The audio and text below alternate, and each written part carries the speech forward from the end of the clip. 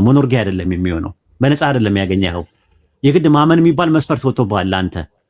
ስለዚህ አንተ ምን እንደዛማ እስልምና ላይም ካላመንክ አድንም። ስለዚህ ካላመንክ ከሆነ የምርጫ ጉዳይ አይደለም፣ የምርጫ ጉዳይ ነው። ሲነርጊያ ነው፣ ሞኖርጊያ ነበር መሆን የነበረበት። ሳሊቬሽኑ ገብቶሃል? ያለምንም ቅድመ ሁኔታ ነበር ማዳን የነበረበት። የአዳም ኃጢአት ገፈትና አበሳ ስቀምስ ያለምንም ቅድመ ሁኔታ ተጭኖብህ ከሆነ በክርስቶስ ኢየሱስ የዘላለም ሕይወት ስታገኝ ሁሉም ሰው ነው ማግኘት ያለበት። ጀሃነም የሚባል ነገር መኖር የለበትም። ገሃነም ራሱ ምንም የለበትም። አንድ ጥያቄ ልጠይቅህ። ክርስቶስ ኢየሱስ ለሁሉም ሰው ነው የሞተው? ለሁሉም ሰው ነው የሞተው የክርስቶስ ኢየሱስ? ኢየሱስ ለዓለም ሞቷል። ያመነው ነው ብቻ ነው ግን የሚድነው። እንዴ ታዲያ ገሃነም ለሚሞቱት ሞቷል? ገሃነም ለሚገቡት what do you mean? ገሃነም የሚገቡት ሰዎች ለነሱ ሞቶላቸዋል የክርስቶስ? ገሃነም ለሚገቡት ሞቶላቸው ነበረ በደሙ አምነው ቢድኑ። ስለዚህ አሁን ሸርጥ አለው ማለት ነው። ተመልከት፣ መስፈርት አለው ማለት ነው። ስለዚህ ሲነርጊያው ነው ሳሊቬሽኑ። ካንተ የሚጠበቅብህ የሆነ ነገር ሆነ ማለት ነው። እንዴ በነገራችን ላይ ክርስቶስ ኢየሱስ የከፈለውን ደም ካልተቀበልከው አትድንም። ይሄ እኮ ግልጽ ነው። ስለዚህ እንትና ሲነርጊያ ነው፣ ሞኖርጊያ አይደለም።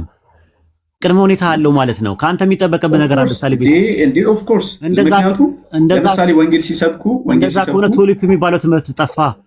ቱሊፕ የሚባለው ትምህርታችሁ እሱን ነው እኮ የምልህ እኮ ተመልከት። ለዛ ነው አሁን በእኛ በኢስላም ምንድን ነው ኃጢአት የሚባለው ነገር ተሸካሚ ነፍስ የሌላውን ኃጢአት አትሸከምም ነው የሚለው ቁርአን ላይ። ይሄንን ኃጢአት ስለዚህ አላህን ሰው መከተል ሲጀምር፣ ለሱ መስገድ ሲጀምር፣ አላህን ማምለክ ሲጀምር ምድር ላይ ምንም ኃጢአት ቢሰራ እና ኃጢአት ሰርቶ ቢሞት አላህ እዚህ ጋር ነው ልዩነታችን። እኛ ኃጢአት ለምትሰራው ነገር ንስሐ ትገባለህ። በእኛ በኢስላም አስተምሮት አላህማኛ ገማለ። ግን አሁን እናንተ ጋር ለምሳሌ እኔ ለመዳን እስላም መሆን አለብኝ አይደል? አዎ ላኢላሃ ኢለላህ ማለት አለብህ፣ ማመን አለብህ። እምነት ነው እኮ እንደዛ። እንዴ ደሙንም መቀበል ማለት ደስ እሱ ነው የምልህ። ደሙ አያስፈልገኝም ነው እኮ ነው የምልህ። ደሙ ለምን ያስፈልገኛል? ላኢላሃ ኢለላህ ብቻ ስላልከ አይደለም። መጀመሪያ ማመን አለ። ይኸውልህ ማመን አለ። እኔ አምናለሁ አይደለ? አንድ ሰው እምነትና ክህደት የጀነትና የጀሃነም ስርና መሰረት ናቸው በእኛ በኢስላም አስተምሮት። አንድ ሰው ካመነ በኋላ ለሚሰራቸው ኃጢአቶች አላህን ይቅርታ ይጠይቃል። ይቅር በለኝ ይላል ለሰራው ስራ ኃጢአት። ያኔ ይቅር ይባላል። በአንተና በአላህ መካከል ማንም አይገባም። ቄስም አይገባም፣ ካህንም አይገባም። ከዛም ባሻገር ሰዎች አይገቡም። ኢየሱስም ድርሻ የለውም፣ አደምም ድርሻ የለውም። በአዳም የመጣብኝ ነገር የለም። ኃጢአት በእኔ ህይወት ውስጥ ኔቸር ሳይሆን ነርቸር ነው። ነርቸር ነው። ሶ ኢትስ ሚንስ አዳም ወደ አንተ ያመጣው ኃጢአት የለም። ጀስት ምድር ላይ ትኖራለህ አላህን እየተከተል ከዛ የምትሰራውን ደግሞ ነገር ይቅር በለኝ እያልክ ዲንህን ትይዛለህ። አዎ ኃጢአት ስትሰራ ይቅርታ ትጠይቃለህ አላህን። አላህ ይቅር ይልሃል ኃጢአትን። ገብቷል? እንደዛ ነው እንትን የምትለው። ይቅርታ ባልጠየክበትና ንስሐ ባልገባበት ጉዳይ ደግሞ ይቀጣሃል የቂያማ ቀን። አማኝም ብትሆን ማለት ነው። ሙስሊም ነውና ጃቢር ነውና ብሎ አይደለም የሚለው። ለምን አደረክ ብሎ ለዛ እኮ ነው ሞራል አካውንታቢሊቲ ያለው። ግብረ ገባዊ ተጠያቂነት የሚባል ነገር አለ በኢስላም። ተጠያቂነት አለ። እንደዛማ ከሆነ ሙስሊም አንድ ሰው ሙስሊም ስለሆነ ብቻ እንደፈለገ እየተነሳ ይፈነጭ ነበር። ነገር ግን አላህን ፍራ ይባላል። ያ ሰው የቂያማ ቀን ይጠይቃል፣ ይተሳሰባል አለ። የቂያማ ቀን አለ፣ የውመል ቂያማ አለ፣ የውመል ሂሳብ የሚባል ነገር አለ። በእኛ የሂሳቡ ቀን አለ። ከአላህ ጋር ትተሳሰባለህ።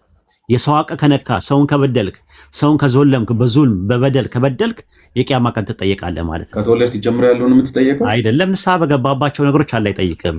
ለአቅመ አደምና ለአቅመ ሐዋ እስካልደረሰ ድረስ አንደኛ አትጠየቅም፣ ሁለተኛ ጤነኛ አይምሮ ከሌላ አትጠየቅም፣ ሶስተኛ መልእክቱን መስማት ከጀመርክበት ጊዜ ጀምሮ ነው። አሁን ዛሬ ሁጃ ቆሞብሃል። አንተ ሁጃ ቆሞብሃል። ዛሬ ሁጃ ማለት ፍርድ ቆሞብሃል። ሰምተሃል? ስለ ኢስላም መልእክት ላኢላሃ ኢለላህ የሚለውን መልእክት ሰምተሃል?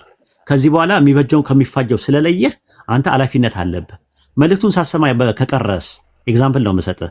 መልእክቱ ምንም ነገር ያልሰማ ከሆንክ አላህ አይጠይቅህም። ራሱ አላህ የሚጠይቅህ ጤነኛ አይምሮ መኖሩን ለአቅመ አደምና ለአቅመ ሐዋ መድረስ። ከዛ በኋላ ጀምሮ ላኢላሃ ኢለላህ የሚለውን በል ትባላለህ። በል ስትባል ተገዳ አይደለም ራሱ የምትለው። በኢስላም አላህን ለማምለክ 3 ሸርጦች አሉት። ራሱ 3 እንትኖች አሉ፣ ምሰሶ አለ። አንደኛ መሐባ ነው፣ አላህ ማፍቀር አለብህ። አፍቀረ ነው፣ ተገደም መሆን የለበትም። ሁለተኛ ረጃ ነው፣ አላህን ተስፋ አድርገው ነው፣ ነገ ጠዋት ጀነት ይሰጠኛል ከሱ ጋር አገናኛለሁ ብለህ አስበህ ነው መሆን ያለበት። ሶስተኛና የመጨረሻው ደግሞ ኸውፍ የሚባል አለ፣ አላህን ፈርተህ ነው መሆን ያለበት። የቂያማ ቀን ይተሳሰበኛል፣ መጥፎ ነገር ከሰራው ይቀጣኛል፣ ቀጪ ነው ፈራጅ ነው ብለህ ፈርተው ነው መሆን ያለበት። እነዚህ 3ቱ ሸርጦች ምን ትማል አለባቸው ማለት ነው። እንግዲህ ያልገባ ነገር ካለ በአስተማርነው ትምህርት ላይ እንትን እንዳይበዛብህ። አይ ፎሎ አድርጌያለሁ። አይ በጣም ብዙ ነገር ነው እንጂ ብዙ ነገር ያቀባል። ጃቢር እንትን በለው አይ ጃቢር ያውራ እና ትንሽ እንትን ይበለ። እሺ ድንገት ኢንስፓየር ካረ ሰለምቴ ነው እንዴ? ሰለምቴ። አሁን ግን ኡስታዝ ማለት ምንድን ነው? አስተማሪ ማለት ነው። አስተማሪ አገልጋይም እንደማለት ነው። ኦኬ አስተማሪ ማለት ነው። እኔ ከልጅነት እስከ 13 ዓመት ድረስ ባለው የቆየሁት እንትን ውስጥ ነው፣ ኦርቶዶክስ ውስጥ ነው ያደኩት ከልጅነት እስከ እውቀት ማለት ነው። አንድ አባት ነበሩ፣ አሁን የሉም በህይወት አቡነ ገብርኤል ይባላሉ።